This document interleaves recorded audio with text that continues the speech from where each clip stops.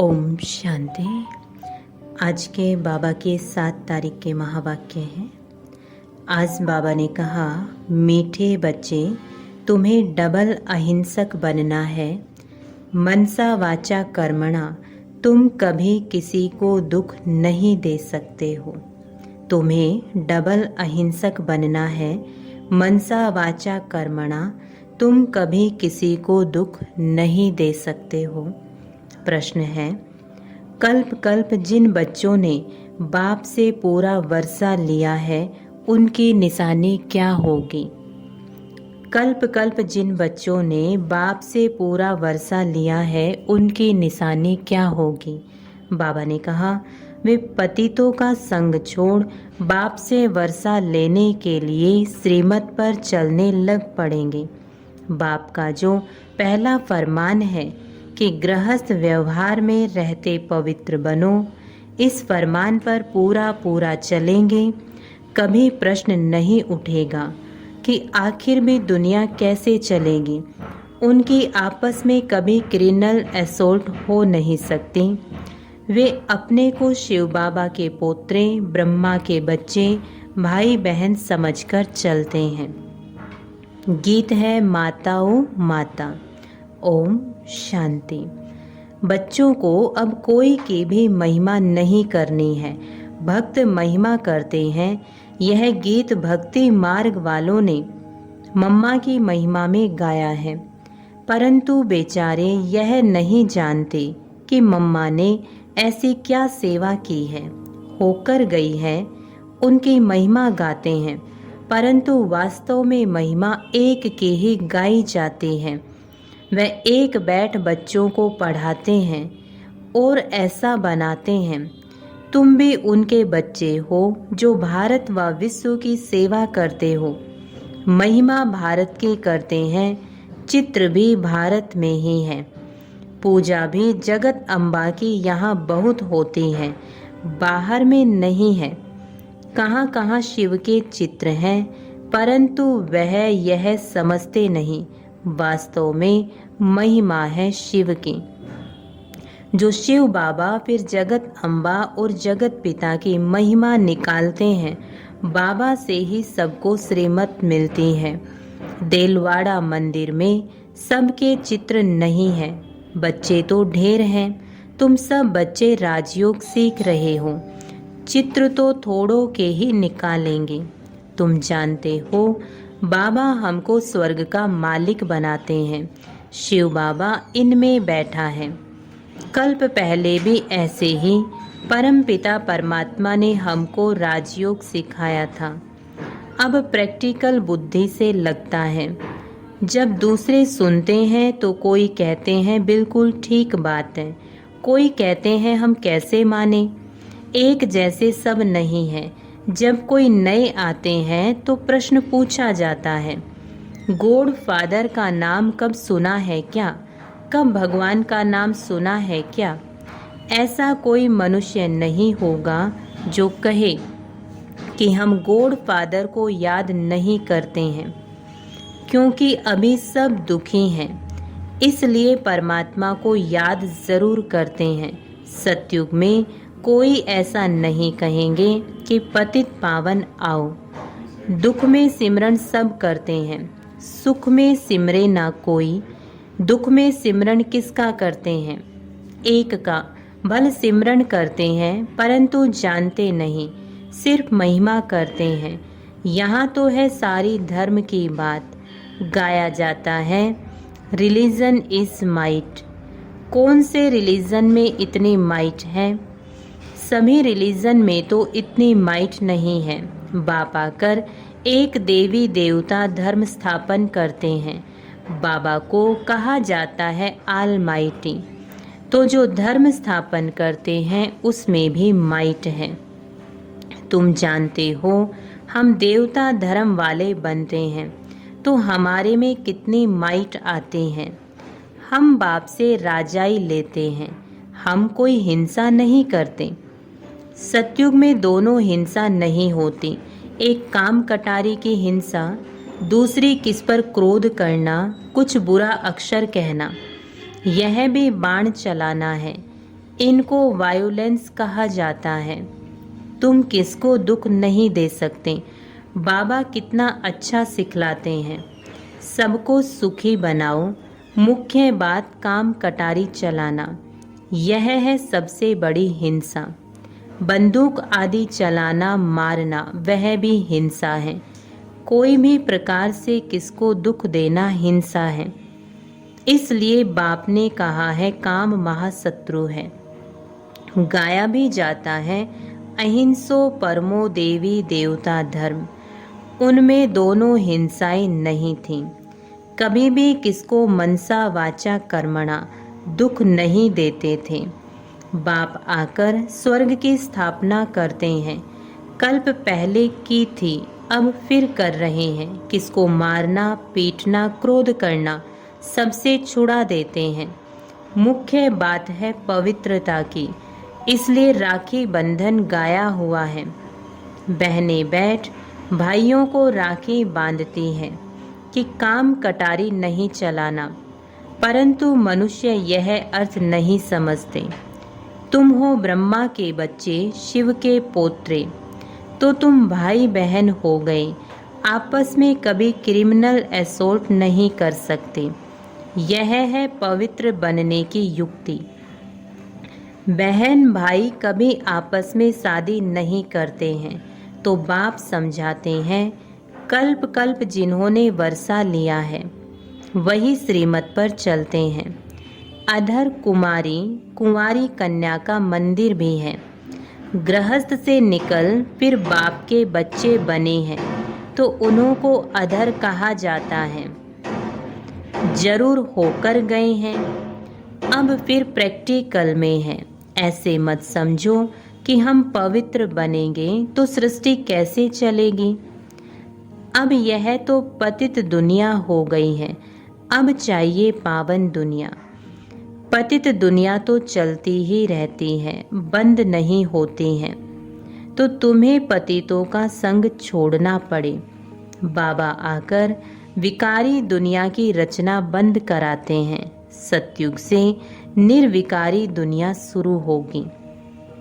बाप आकर बच्चों को फरमान करते हैं, फिर कोई माने ना माने। श्रीमद् भगवानुवाच, भगवान बच्चों को बैठ पढ़ाते हैं। क्या बनाएंगे? जरूर भगवान भगवती बनाएंगे। जो जैसा है वह ऐसा ही बनाएगा। निराकार भगवान बैठ निराकार आत्माओं को पढ़ाते हैं इस शरीर द्वारा। यह है बाबा का लोंग बूट। बाबा को शरीर तो चाहिए ना। उनकी शरीर रूपी जूती पुरानी हो गई है। जब नई थी तो गोरी थी, अब काली हो गई है। बाबा ने समझाया है तुम इस समय श्याम हो, फिर सुंदर बनते हो। इस समय हर एक श्याम बन गया है। उनको 84 जन्म लेने पड़े। श्री कृष्ण पहले सुंदर था, धीरे धीरे सुंदरता कम होती गई। श्री कृष्ण का चित्र भी है। नरक को लात मार रहे हैं और हाथ में स्वर्ग है। कहते हैं मैं स्वर्ग में सुंदर था और नरक में श्याम हूँ, तो लात मारता हूँ। जो भी सूर्यवंशी घराने के हैं वह सब सुंदर थे। सारी डिनाइस्टी राज्य करती थी। अब सभी काले बन गए हैं, इसलिए श्याम सुंदर नाम चला आता है।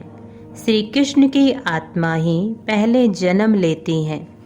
श्री कृष्ण के साथ सारी राजधानी भी है। सभी पुरुषार्थ कर रहे हैं फिर से गोरा बनने का। कहते हैं काली दाह में सर्प ने डसा, वह भी अभी की बात है। माया सबको डसती रहती है। माया ने सबको काला बना दिया है। बाप फिर से गोरा बनाते हैं। स्वर्ग में ऐसा होगा नहीं। वहाँ 21 जन्म सदा सुखी रहते हैं। अकाले मृत्यु कभी होता नहीं।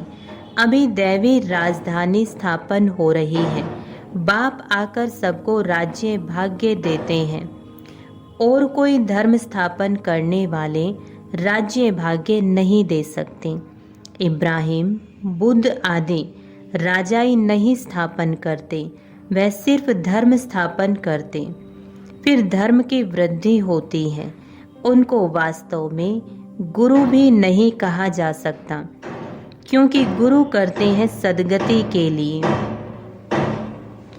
वह तो आते हैं धर्म स्थापन करने, ना कि सद्गति करने।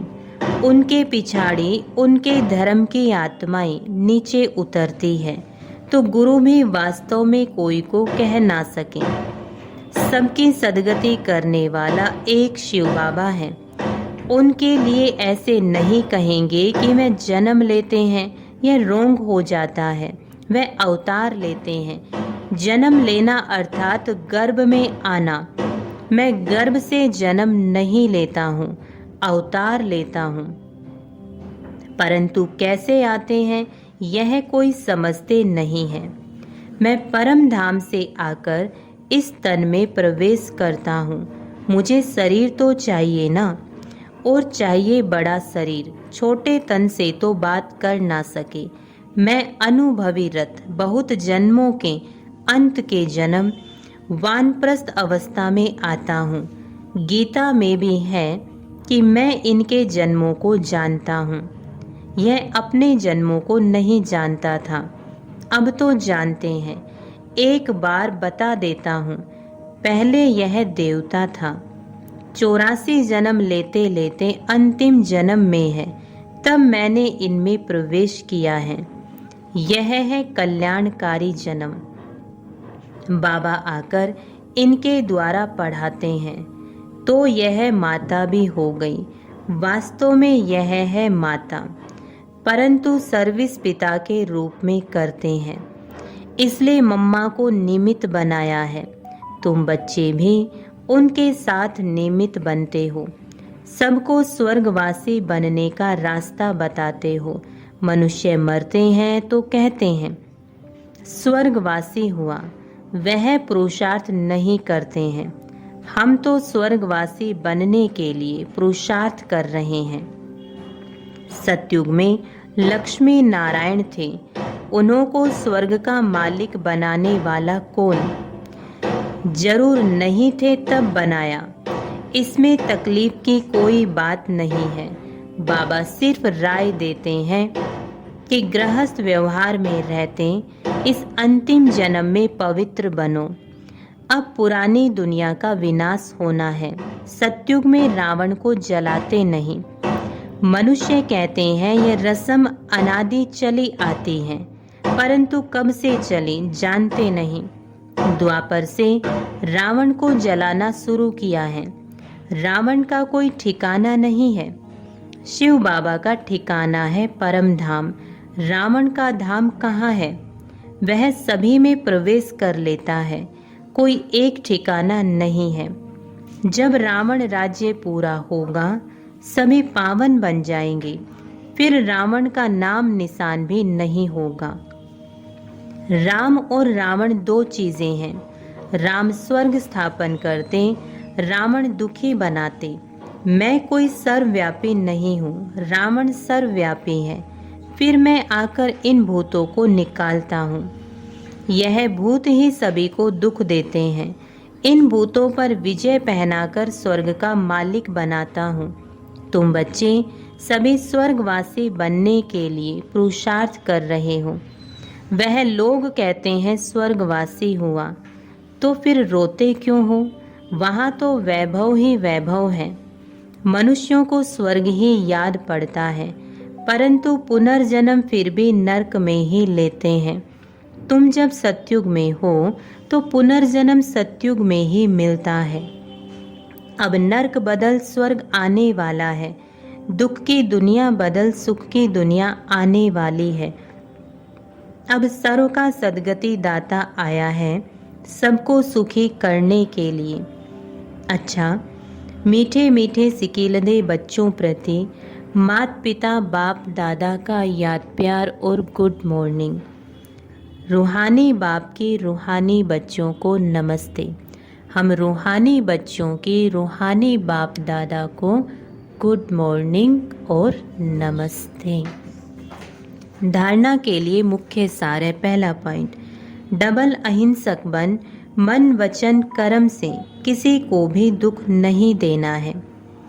डबल अहिंसक बन, मन वचन कर्म से किसी को भी दुख नहीं देना है।